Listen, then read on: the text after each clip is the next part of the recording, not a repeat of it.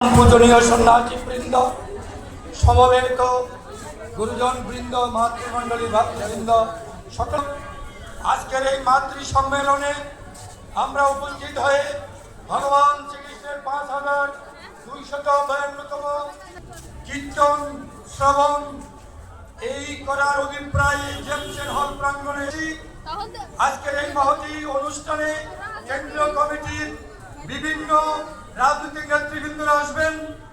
আমি পরিশেষে সকলের মঙ্গল প্রার্থনা করে আমার আলোচনা এখানে সমাপ্ত করছি। ওম সর্বে সচ্চিদ দুঃখবাদ হবে।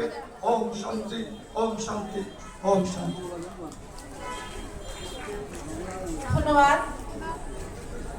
জনে দাও ভীতচিত জনে শক্তি অপরিমাণ, হে সর্বশক্তিমান।